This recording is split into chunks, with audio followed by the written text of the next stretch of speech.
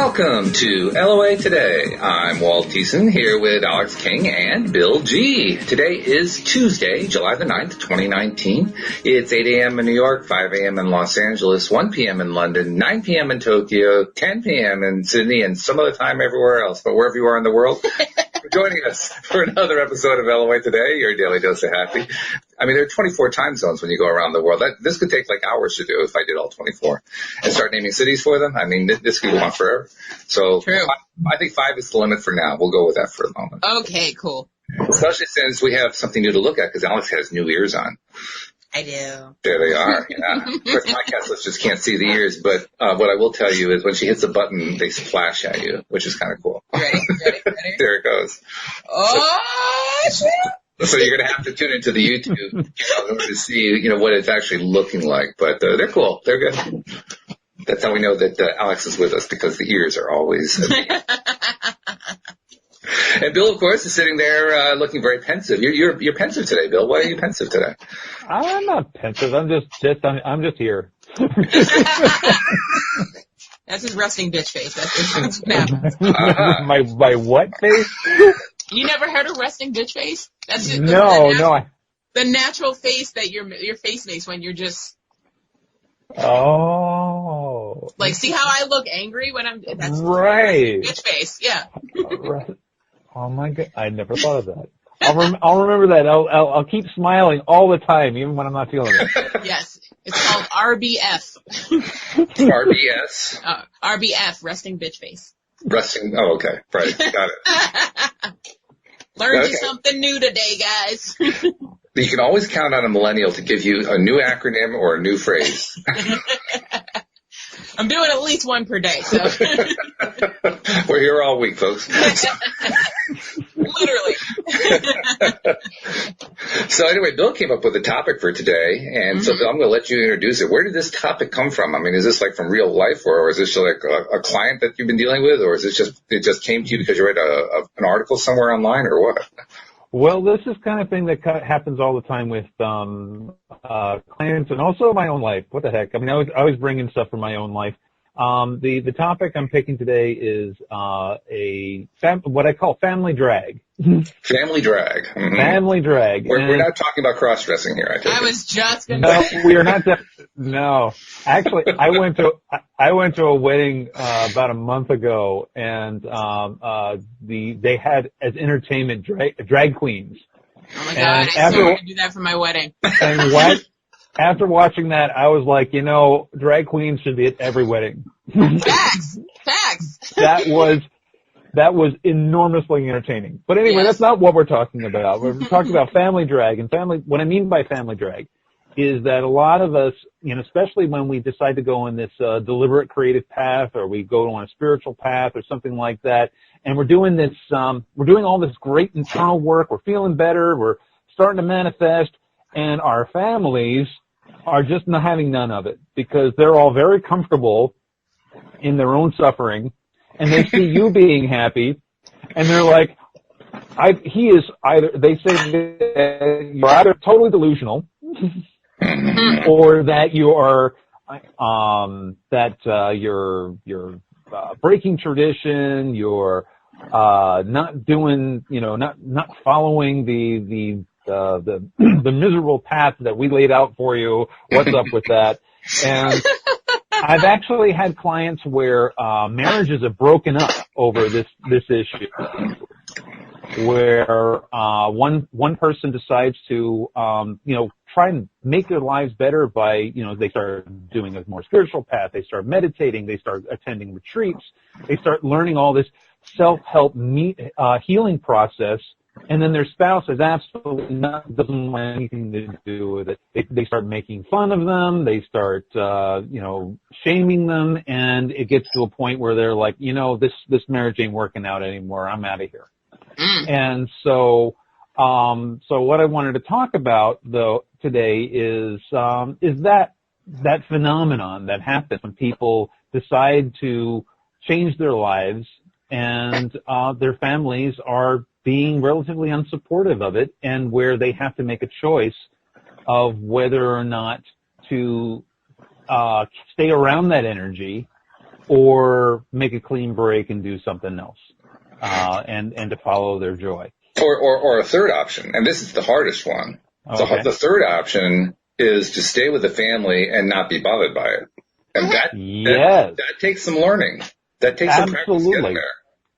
Because, I mean, the longer you've been with your family, which is pretty much all your life, you've got all this momentum built up.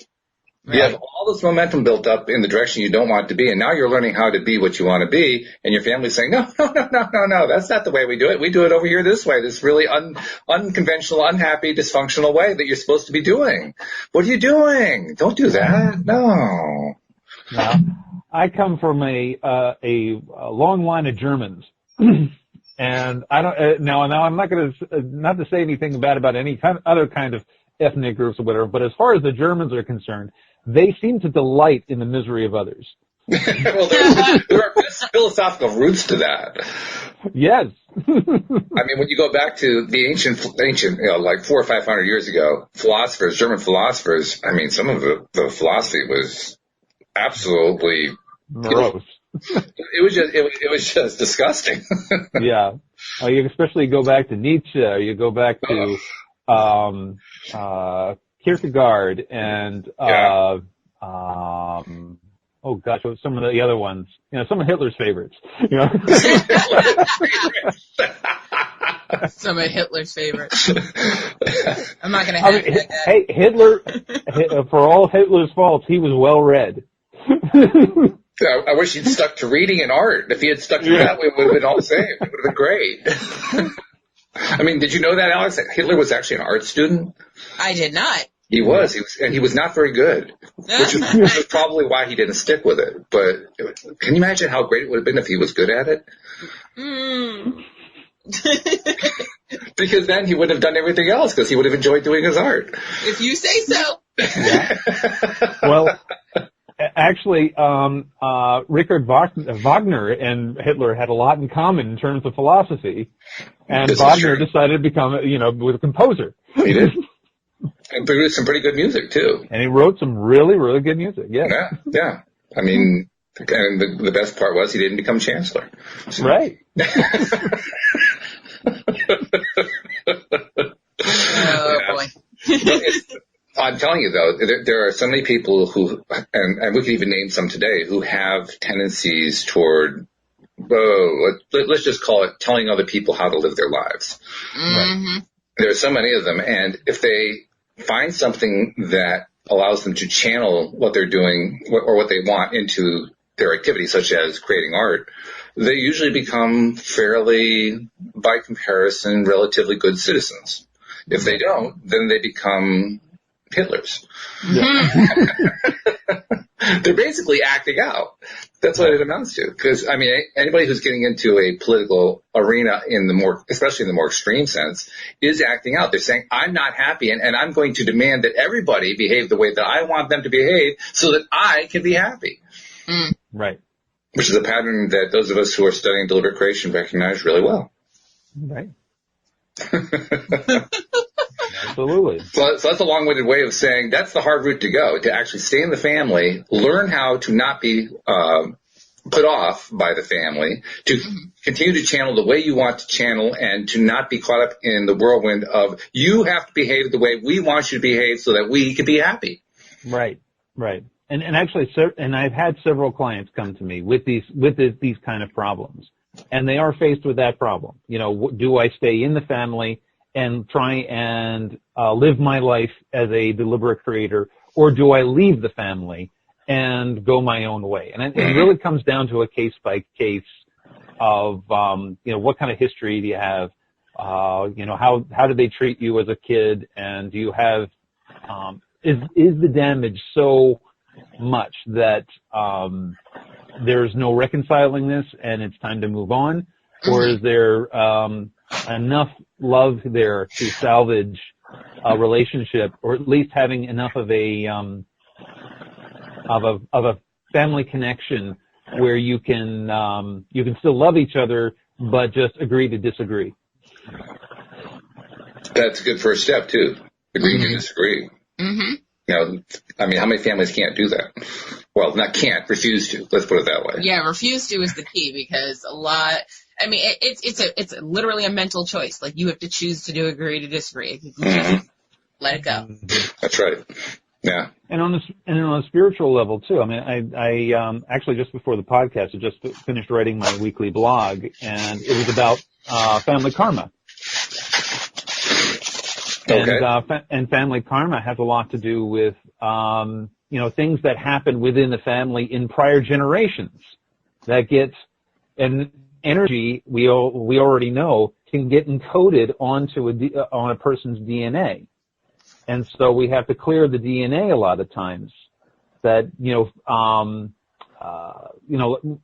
already familiar with the idea that we inherit certain programs from past lives, that we can bring over sins of the past from past lives over into our present life that we need to clear in order for us to move on and not have to repeat those mistakes over again. We also know that when we are born, we choose the family that we're born into. Mm-hmm. So that way we can learn certain lessons, have certain experiences, and live those, and that way we can take that information back to source. Okay. So let me bring this into what I'll call a real world scenario. Okay. I think we'll have to kind of create a fictional family here, but I'll make it as familiar as I possibly can to as many listeners as I possibly can. But we'll imagine that there is a mother who is an alcoholic, and there's a father who is gone, and then there are the kids who are trying to figure out how to become adults with no guidance and no role modeling. Okay, so we all know that leads to bad stuff. Yeah. Now, as they're living in the family, one of those kids discovers law of attraction and discovers the idea of deliberate creation. Okay, and in the course of discovering that, starts sharing it with the mom. Can't share it with the dad because the dad's not there. So you have to share it with the mom, and the mom is too drunk to even notice. And when she is sober, she's basically screaming at them and doesn't want to hear any of that stuff, and basically shames them about having brought it up in the first place. So there's the scenario you're talking about. It's kind of an extreme example, but there's the scenario. That's the family dynamic that won't accept what you're doing. So what strategies do we have at this point? Well, if this person was seeing me as a client and they were telling me that this is the family dynamic they came from, we would first then do the soul research. We would find out what it is that they came here to learn from these particular individuals that they made the deal with, that they came to do. Now, if the soul research... But what you're talking about right now is doing it using SRT, right? Right. What I'm asking is, what are the overall options? SRT isn't the only option. Right. That's true. Well, again, that's how I would approach it, but you're right there. Well, your options for that particular person is to make a clean break from that family. Wow, that they're old enough to do so. We're getting a lot of delay from you right now, so something's going on with your signal. But just want our listeners to know that do not adjust your sets. It actually is Bill's channel. It's not you. Yeah. We're thinking that's an internet connection thing. It's not a computer thing. At least we don't think so. No. And we won't blame Comcast. Oh, I said the word. Oh, no. I avoided it. You said it. You leave my Comcast alone. Well, your Comcast is doing just fine. It's Bill's Comcast that's having the problem. Darn Skippy. I don't know about Virginia, Vermont's Comcast, but out here in the Cape, we got streaming service. Okay, all right. So one option is to leave the family. Option is to leave the family, which most people don't consider to be an option, but nevertheless, that needs to be put on the table. And actually, I have a client that did that actually left the family for that reason, because they had an extreme example like that. That was their family. So, Alex, you were saying? I was going to say, when it comes to stuff like that, in the extreme example where your situation is toxic, you need to walk away regardless. Like, don't even stop to think about it. If it's toxic, you got to go, because it's only going to leak into your vibration, and then that's just going to ruin your life at the end of the day. So walking away is the best thing, in my opinion. And yet I can also point to many, many examples of people who have posted online, that's where I see most of it, about how they can't leave home. They don't have the money. They don't have the job. They don't have the place to live. They don't have any. Where would they go? What would they do? They feel trapped. They feel tied to the family, and they don't feel like they have any kind of power to do anything. So, well, I mean, Alex, what do you do? You mentally leave the family. Like, you don't have to leave the family. Just, cut them off. Silent treatment, ignoring them, and just go about your day and do you. Does that work? Have you done that? I had to do that. Yes. My mother had a live-in boyfriend, and we did not get along at all. And it got to the point where I was just like, all right, you don't exist in my world. And that was it. And he would walk through the house, and he would get pissed off when I was in the kitchen, because he wanted to be in the kitchen. So he felt my energy be like, don't come near me, don't come in my bubble. So he'd be like, and we were fighting over the fact that he smoked in the house, and I had asthma, and it was toxic. So literally. So, I mean, eventually, law of attraction, he's out of our lives now. So. Mental bubbles work. And if you can't leave, another option is to try to figure out what the lessons are within the captivity of the situation. Because people who are, talk about a very toxic situation. If you're like in prison or something like that, you can't leave. They will shoot you if you leave. So you have to, and if you want to learn to be a deliberate creator and you happen to be incarcerated at the same time, you have to learn how to be the deliberate creator within the captivity, within the toxic situation, because you can't leave. You're not allowed to leave. So now one of the questions that someone will raise, and this one comes up a lot, is how long is it going to take? I mean, okay, I'm going to adopt this new attitude. I'm going to ignore those who are not treating me the way I want to be treated. I'm just not going to pay attention. I'm not going to respond to them or anything. But they continue to be there, and they keep attacking me. They keep doing this. They keep saying that, all this kind of stuff. How long is it going to take before I can finally attract them going away? That's a very common question. I mean, once you put it into your mindset that that's what you're going to do, it's already done. It's already in the works. Whether they physically leave or whether you just come to the terms on your own that, you know what, I can't even hear them anymore. They're gone. So as soon as you want it to happen, that's when it'll happen. That last bit is important, I think. Right. It's a choice. Yeah, it's a choice. Do I hear that person? Do I see that person? It sounds strange, but you can actually remove somebody from your experience even though they're still physically there. Yeah, it's called selective hearing and selective sight. Yeah. And it's a skill. And do it all the time to women. I've got news for you. It works that way too. It does. It's called spouse hearing. Not just spouses. Actually, I've never had that ever with my spouse. I had it a lot with either girlfriends or perhaps girlfriends. There's a lot of that. And in my generation, we called it game playing, but it still amounts to the same thing. Right? Games are still played. They still are. Facts. So, okay. Well, then that's a strategy. That's a strategy that somebody can use, all right? So are there other strategies that we can use? Advice I sometimes give people when they come to me with these types of situations is start to develop an exit plan.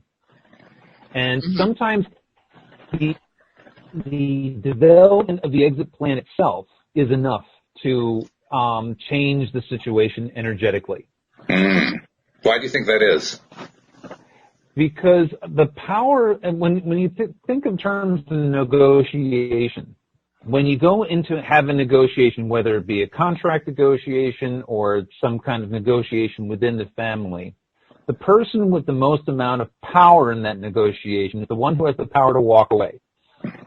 True. When you go into a negotiation and you do not have the power to walk away from it, then what you've already agreed that no matter how this turns out, I am going to be stuck with the situation. Which is the issue of the person you referred to earlier, the incarcerated person. They really can't walk away from it. They can't. So already you're in a position of a lack of power. But now, if in your mind, energetically, you can walk away, like you're not going to let that person into your energy anymore, then you are walking away at that point. But, on a more internal level. Now, that's a lot harder to do, especially in a hostile, toxic situation. Mm-hmm. So it takes a lot more doing to do that. That's where I think it becomes valuable to understand the nature of energy. Right. Because when we understand what energy is and how it works and some very basic concepts such as everybody wants energy and all drama is about trying to acquire energy. Mm-hmm. Right. And when you understand that, then even if you're in that really toxic environment, you understand that whoever that horrible person is or whoever that horrible group is who are trying to bully you, humiliate you, whatever it is, they're basically trying to get energy. Mm-hmm. Right. So once you have that understanding, aren't there certain things you can do in order to help shift the energy around? Right. And that's what I'm saying. In your mind, start developing the exit strategy so that way you can separate yourself from the energy of that other person. Mm-hmm. So that way they're no longer taking your energy anymore. You're saying, I'm going to, at least in my mind and in my heart, I'm going to be kind of separating myself from this situation. Which is kind of like what Alex described. I mean, when she described that she was in that scenario with the boyfriend who, not her boyfriend, but with the boyfriend who was living in the house who was just, she and that person were like oil and water. They didn't mix at all. Nope. And eventually the person left. It took a while. And we're kind of zooming in now on the question I was trying to raise at that point. Why did it take so long? I think it took so long because it took you a while to shift your energy. Right. That's my take on it. And I think that the more that you shift your energy, the more that it becomes an undesirable environment for him to stay in. Mm-hmm. Right. Yeah. Right. Because even when you've decided, when you have made that decision, I am going to separate my energy from this situation, you're not 100% of the way there yet. Right. You're still having an emotional response to whatever toxicity is happening towards you, and that's what they're feeding off of. Exactly. And so it takes a while to shut that spigot off. And it's also something, this is where I like to remind people that you can't make them do anything. They still have to make the decision themselves. Yes. Right. What you're trying to do is you're trying to establish an environment that encourages them to take the step you want them to take. Mm-hmm. Right. And that can be very effective. Mm-hmm. Yeah. But again, when you're talking about, here you have a situation of a live-in boyfriend, but say that person wasn't the live-in boyfriend. This person was actually married to your mother, or this person was actually your father, or, now you've got something, it's going to be a little harder to get him to leave the house. Strange things to happen, though. Was it? What's your experience with that, Alex? Because you actually dealt with people who were kind of ensconced. Been there, done that, got the T-shirt. So, in my situation, at the time I was 11, so I wasn't realizing that I was manifesting this whole situation. But we're amazing manifestors. We can do it even when we don't understand how it works. We still do it. Exactly. Hindsight being 20/20. I realized that I was like, you know what? They just shouldn't be together. They just shouldn't be. And then I just went about my day, and I just kept shaking my head and saying that, and then eventually, lo and behold, hey, we're getting a divorce. Oh, really? Do you want to go to therapy to talk about it? Not really. I'm cool. Just riding the wave. I'm totally cool. I'm glad. And, because I was all about, no offense to white people, but y'all make divorce sound exciting because when you're children, everybody's like, you're going to get 2 Christmases, you're going to have 2 birthdays, it's going to be fantastic. So I was like, yes, let's do this divorce thing. I wonder what white people you've known, because that's not anything like my experience. Well, Actually, I grew up in a something. rich town, so. You're onto something there, because when my wife's parents got divorced, it was after that her father took her to Guadalupe. It was after that her father would fly her out to California every summer. Yeah. One parent, in some situations, one parent does try to one-up the other parent as far as, trying to buy the love of the child. So it happens. It doesn't happen with you when you have multiples. Like, there was 3 of us, so they really didn't care. So, we didn't get flown out to Hawaii and stuff like that. No, it wasn't happening. But did we go to Red Lobster? Sure. You do what you can with 3 kids. Yeah, I don't think race has much to do with whether or not one of the parents tries to buy the love of the kids. I think that... No. That doesn't have anything to do with it. I'm just saying, I heard from my white friends that I was getting 2 birthdays and 2 Christmases. That's what I was... That's how divorce was explained to me, which was I was gung-ho for it. Okay. And I think my happy attitude about divorce kind of pushed it along. Well, that makes a big difference. I agree with that. Right. Yeah, that makes a huge difference. Yeah. I mean, I can't say I ever went through a divorce situation in my immediate family, so I've never had to deal with that directly. I saw it through extended family, cousins and so forth. And from what I saw, none of them had that experience at all. Their experience was a little bit more painful than that. Yeah. It can be painful. It depends on how you see the situation or how the situation came about. So it all deals with family dynamics and, again, how you view the situation. Like I said, I was happy about it, so I had no issues. Yeah. It raises a point that I like to bring up occasionally, and I'm curious to know what you guys think about it. I like to argue for the concept of indifference. Because it's not an easy state to get to, but because you're talking about something that up until that point is very important to you. So becoming indifferent about something that's important to you is almost like a contradiction in terms. And yet, I argue that's the goal. The goal is to become indifferent to whoever that person is or whatever that situation is. Facts. Because you don't want to keep attracting it. Right. This is a key LOA concept. We attract what we focus on, whether we like it or not. Literally, if we focus on stuff that we don't like, we're going to attract more of the thing that we don't like. It's a hard thing to come to grips with the first time that you get exposed to it, especially when you think, wait a minute, no, I'm saying no, and the universe is saying yes. You're attracting it. You're attracting it just by focusing on what you don't like. So indifference is actually the goal, but it's not an easy place to get to. No. Right. Actually, I think you're onto something there, because I was thinking about my own family. I have 3 brothers, and for the longest time, we were all trying to help each other because we all cared about each other tremendously, and we all had different ideas on how we were supposed to be living our lives, and we were each trying to tell each other what to do. It was only when I got to the point of saying, okay, you guys can live your lives. Really, you guys can live your lives. I am not going to give a crap one way or the other. What you guys do with your lives, if I think you've got happy marriages or if I think you got unhappy marriages, how you raise your kids or whatever, I actually really don't care.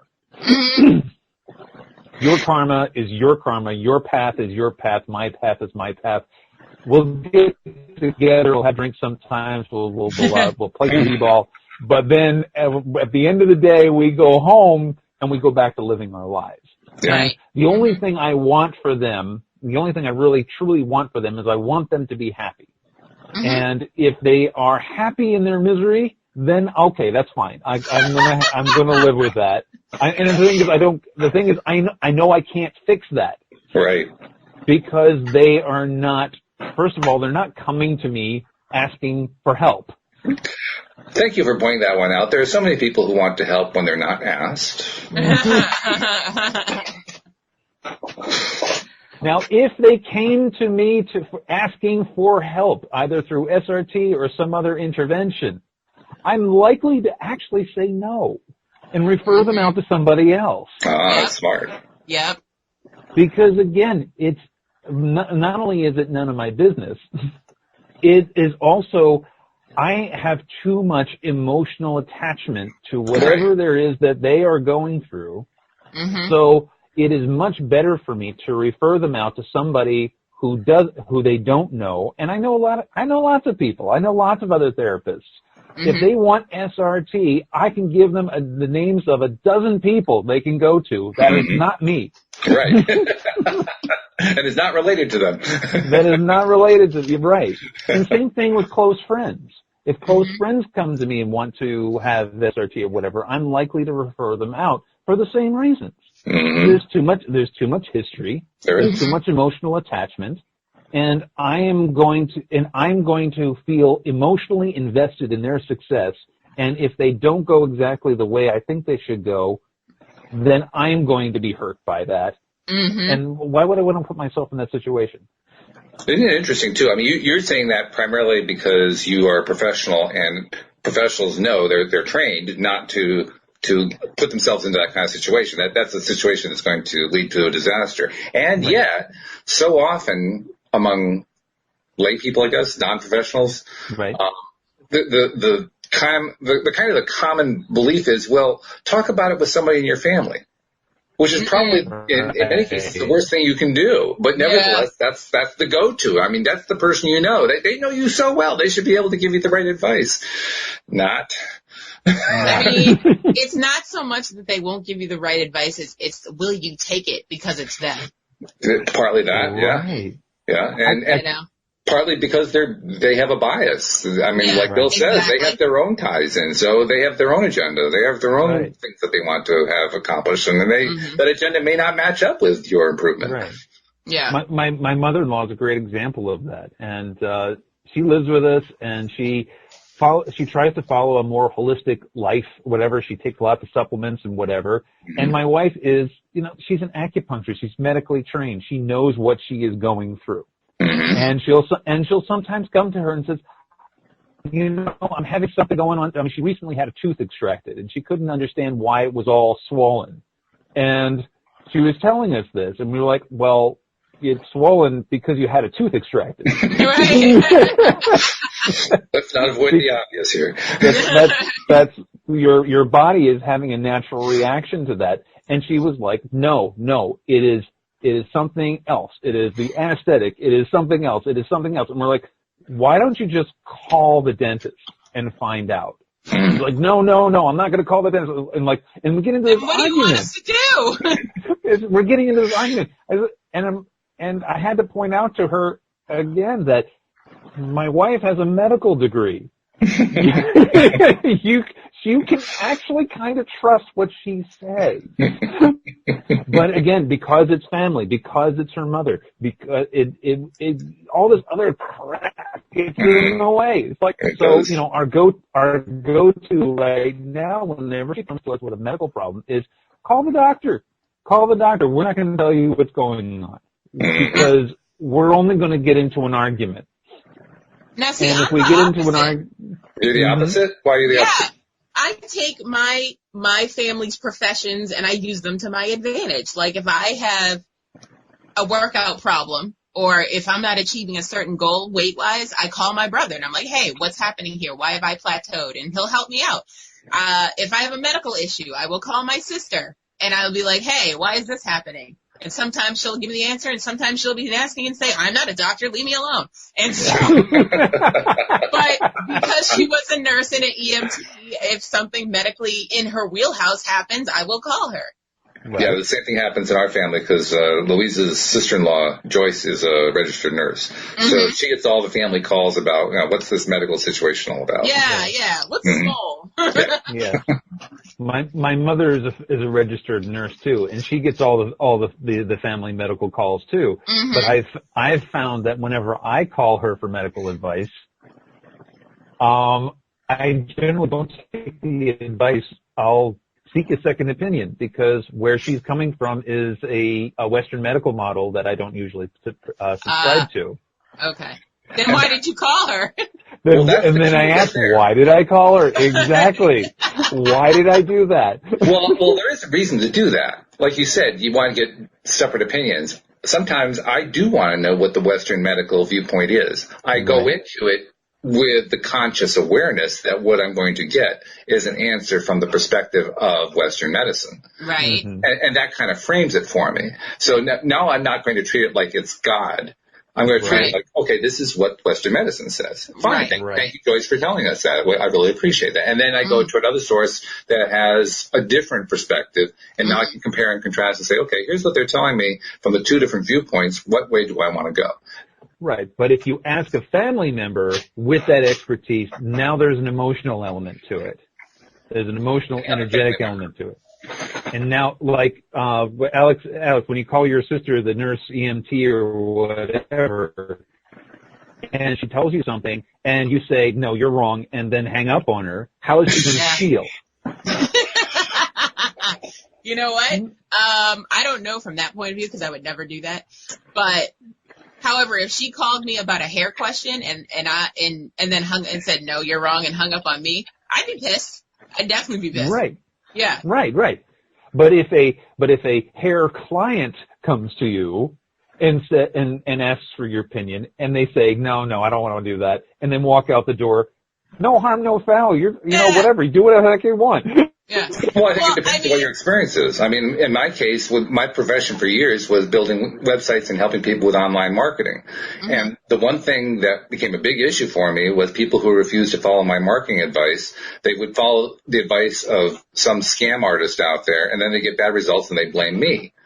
And I said, wait a minute, I don't like this formula. This formula does not work for me at all. And I get really upset about it. Mm-hmm. It took me a long time to realize I was the one setting that one up. Mm-hmm. Mm-hmm. That's when you have to remind yourself, wait, why do I care? Yeah. Well, more than that, what did I contribute to this? I contributed energetically to the idea that I had an expectation. The expectation was people weren't going to follow my advice. And so they didn't. You put it out there. That's right. And the same thing is true for when you go to talk to a family member who's an RN. If you go in with the expectation that RN is going to give you bad advice, why are you going to them in the first place? Facts. Now, Walt, have you ever built a website for a family member? Once. Once was enough. Exactly. but not for that reason. Oh. Okay. But once was enough because family members want you to do what you earn a living to do for free. And do it for free. Mm-hmm. Right. Yep. It's the same thing though. It's still if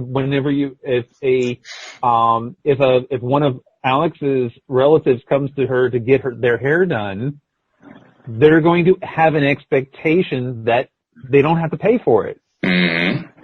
Nope. I set my boundaries. Okay. Or if a family member comes to me for SRT, there's an expectation that they're getting it for free. Mm-hmm.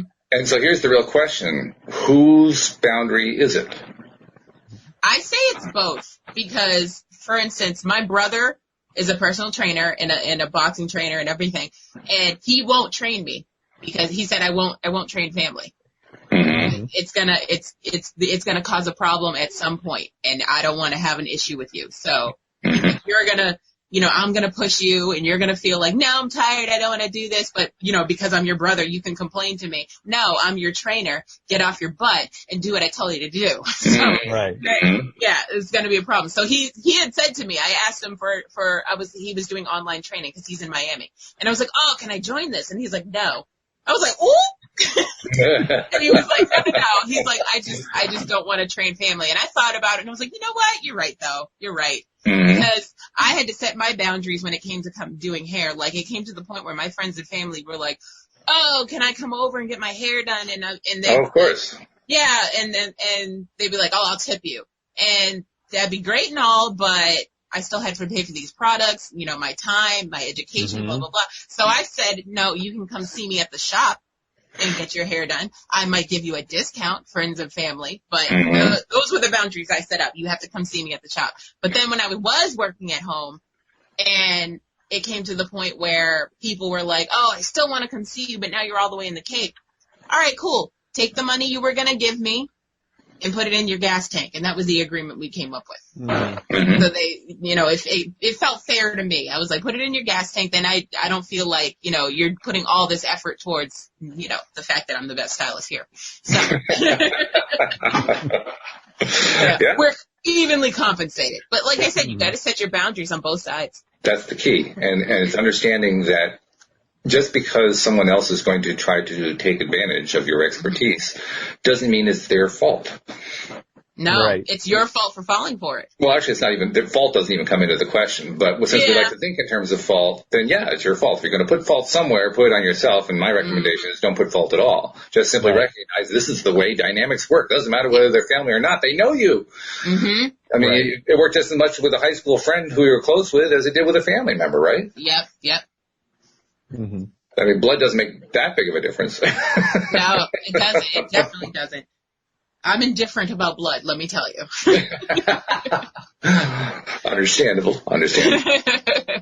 Like, I feel like the family you choose, the friends that you choose to be family are not to say more important, but like, those are the ones that you chose, even though, cosmically we did choose our family. But I feel like I'm less apt to cut them off as opposed to a family member who's being toxic. Like, I'd have to actually take a step back and think about it before I'm just like, no, I'm not talking about it. I'm done. Yes. Because this is someone I chose to be in my life. You know what I mean? And like, I put effort towards this as opposed to my father who was thrust upon me. So I'm just like, nah, I'm good.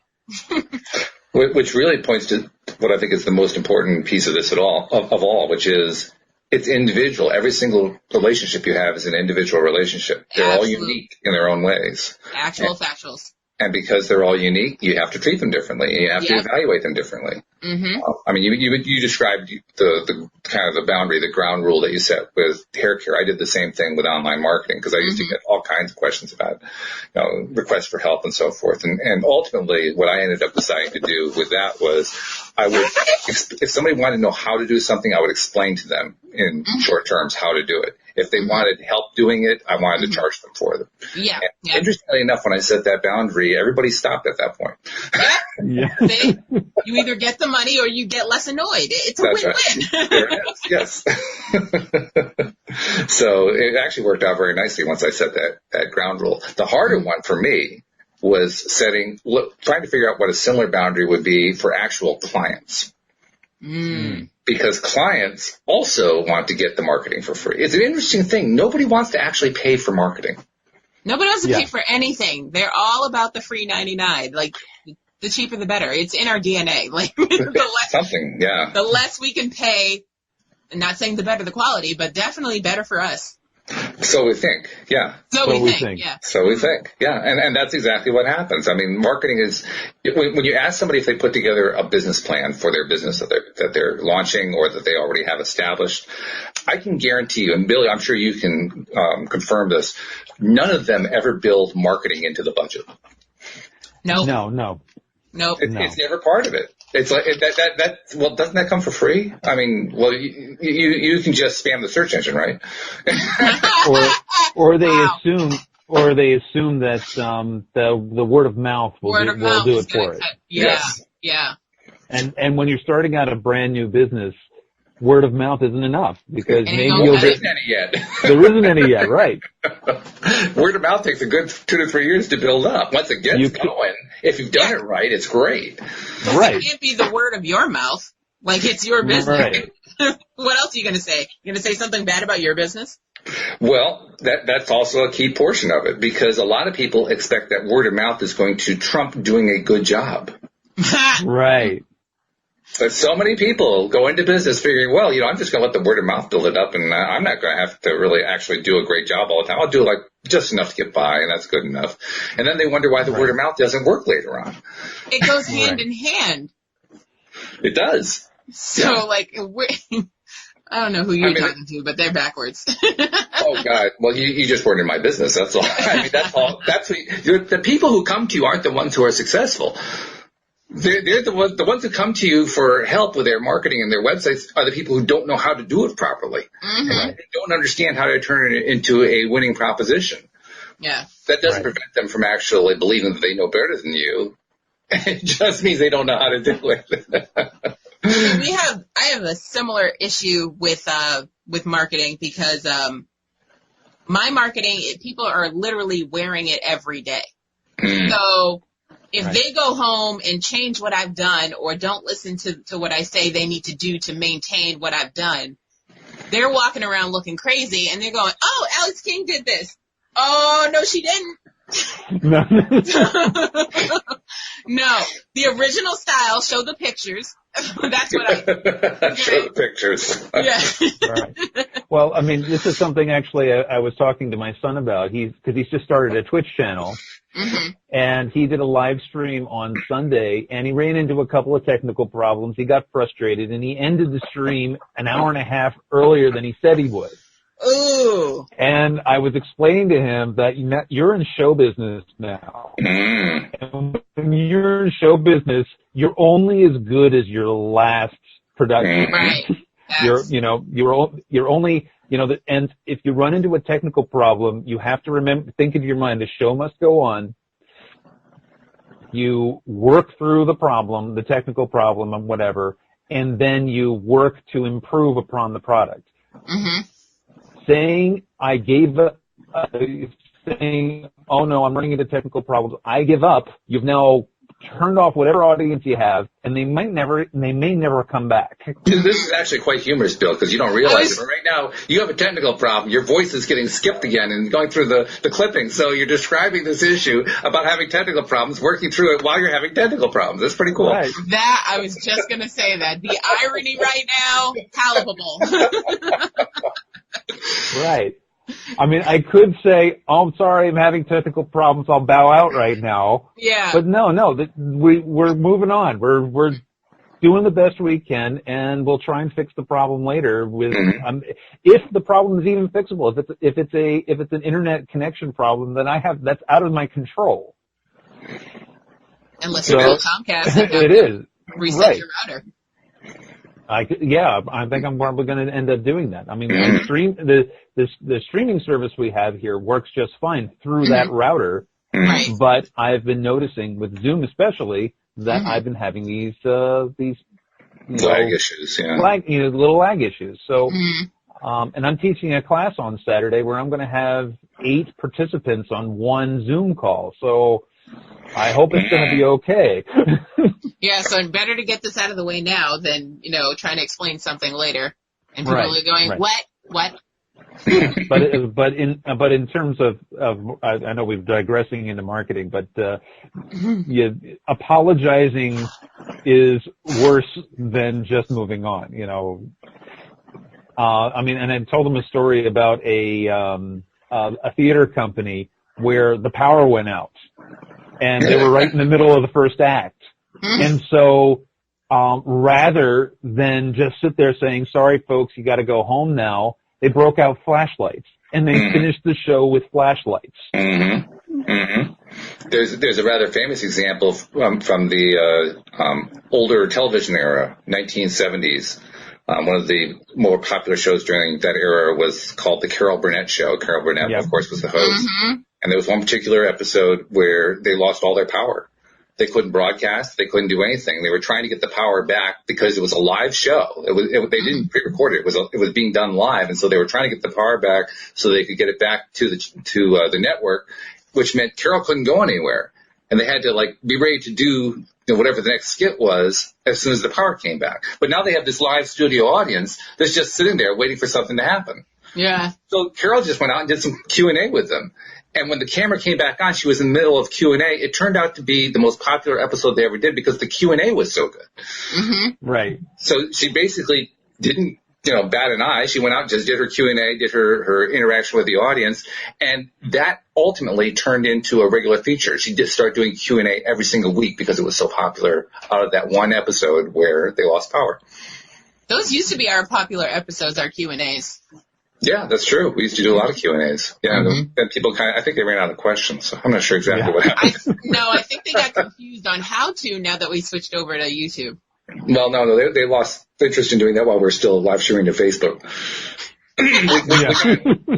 I mean, there were times where we'd have people tuned in and we'd ask them, anybody have any questions? And we'd get like dead silence. So like, okay, I guess we've done it. No, I've been here 6 months. You've answered all my questions. That's it. Yeah. I'm just here for the juice, man. Thank goodness we supply the juice. I love that. Yeah. Gotta have that juice. The juice is important. Well, the juice. And if there's anybody out in the live audience that wants to ask us a question, we'd be more than happy to answer. More than happy. Come on in.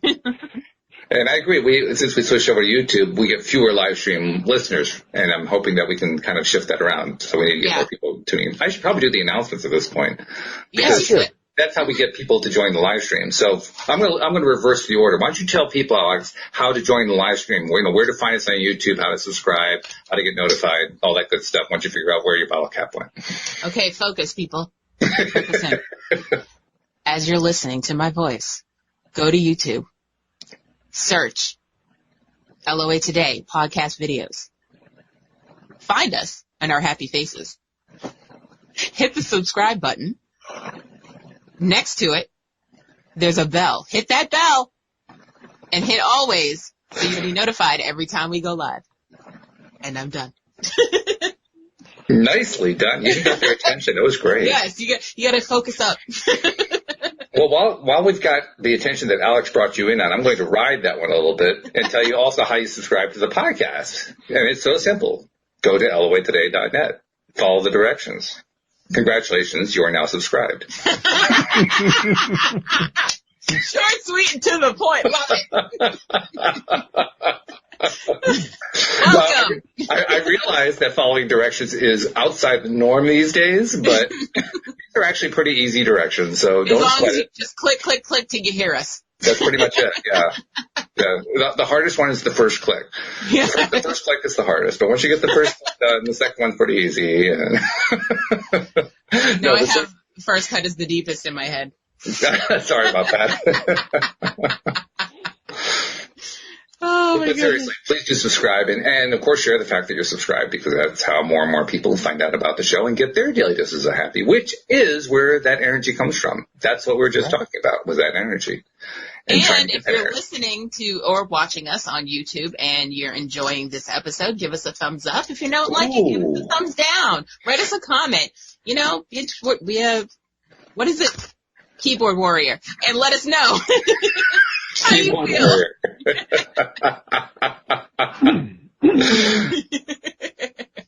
And there's your social media introduction for the day. We like the positive comments, and we'll take constructive criticism. Facts. It does help if the comments are coherent. Yeah. Yeah. Because we have occasionally, not often, most often we get thumbs up and we get positive comments and constructive comments and so forth. But every once in a while we get a comment and I read it and I say, what does that mean? Yeah. And the energy is lost. The energy is like, I want to respond. It's like, were they happy? And it's like, thank you. Yeah. Like, thank you for your concern. No, that's when you send out the automatic email that said, thank you for responding to LOA Today. We appreciate your comments and please contact us during our normal business hours. Thank you for being concerned enough to write something. Thank you, question mark, exclamation point. Hashtag thank you. Hashtag thank you. There you go. Exactly. Well, we kind of danced around the topic, but let's see if we can find some way to kind of pull it together in the last few minutes here. Because the basic topic was, how do you deal with family members and people who are close to you who are problematic? I see Alex's hand raised. Yeah, Alex, we actually are past primary school. You don't have to raise your hand anymore. You can just speak up. So. It's an automatic thing. I was the kid in class going, me. Wait, I know this one. This reminds me of a podcast we had a long time ago where we were discussing religion, and there was a listener who was telling us their story about how they were, I want to say, Jehovah's Witnesses. or Amish or something, and how they realized the truth and had to get out, and they ended up, leaving their home, and the whole community had cut themselves off, and her best friend wasn't allowed to speak to her, and she's, I think you remember that one, she saw her in the street, and she was like not allowed to speak to her because she wasn't part of the religion anymore. And it's like, but you know what? Sometimes if it's not conducive to you, that's what you got to do. It's true. Yeah. And funny things can happen too. Like I know somebody who, you mentioned, Jehovah's Witness. This isn't Jehovah's Witness, but it's kind of in the same general ballpark. Seventh-day Adventist. Seventh-day. Oh boy. Same kind of, same general issue in a sense. Yeah. And she had pretty much moved away from them spiritually speaking. But then she went back to attend the church, not because she believed in the belief, but because that's where her social ties were. So she's now a contributing member of that church, but she doesn't believe what they believe. Huh. And what's interesting is because she was a member before, they accept her. That's fine. And her spouse. It's the same thing in my family. We all were taught at a young age we were all Episcopalian. In my immediate family, we were not forced to go to church because my mother was as a child. So she was like, I don't want that for my children. When they get old enough to choose their own religion, they can do that. So that sprinkled out throughout my whole family. And later on in life, me and my cousin did go to church. And then he moved down south and met this woman. And then he became a Seventh-day Adventist. But because we all respect each other, no one pushes their religion on the other person. And I value that. Like he'll say what he's doing in his church. He's an, whatever he does in usher, elder, whatever he does now. And I'm like, oh, cool, you got all these responsibilities. Look at you. But he never says, okay, this is what you need to do, or according to my religion, this is how I would handle it. We don't do that. We don't do that. That's cool. That's good. Yeah. Especially considering this is also an interesting phenomenon. Sometimes you find people who are very religious, and they will make it very clear that they are not going to try to force their religion on you. And then they will never miss an opportunity to suggest something about their religion. True. It's like, what's up with that? Yeah. So that's another thing you have to sometimes deal with. You just have to deal with the fact that people are not always truth tellers. Yeah, no, that's true. You have to kind of be ready for it. That's where indifference comes in. To me, that's where the real power of indifference is, because the moment that when you learn how to be indifferent toward things that you really don't want to attract into your life anymore, you get to the point where you can kind of turn it off and turn it on at will. Yes. And when you can do that, then you deal with somebody who does this little passive-aggressive thing that I just described. And they say, well, I'm really not trying to push my religion on you, and then they try to surreptitiously push their religion on you. Then I become indifferent. Yep. And the conversation ends really quickly. Yeah. It's funny how that is. When you aren't giving them the energy back, it's like the game that Louise used to play with her clients when she was still a therapist. When the client was trying to learn boundaries and trying to understand how they worked and what they're all about and how to use them and so forth. She had a couch, like most therapists do, and the couch had throw pillows. She would take one of the throw pillows and toss it to her client, and her client would catch it. And she'd say, okay, I'll throw it back. So she'd throw it back, or he or she would throw it back. Louise would catch it, and now catch it. She'd throw it to him again. She'd say, now throw it back. They'd throw it back, and this time she'd let it fall to the floor. I got it. And, of course, the lesson was the game only works if you continue to play it. Right? Facts.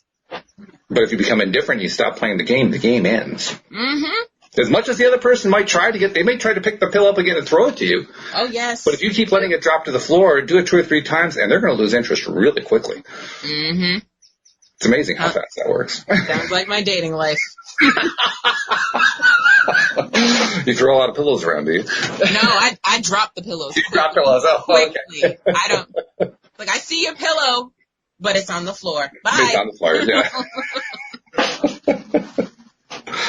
So, well, we're almost toward the end here. We haven't covered all of the different strategies here, but we covered a few of them. Bill, you have something more you wanted to throw in for a strategy or something? Yes, I did want to throw in something else.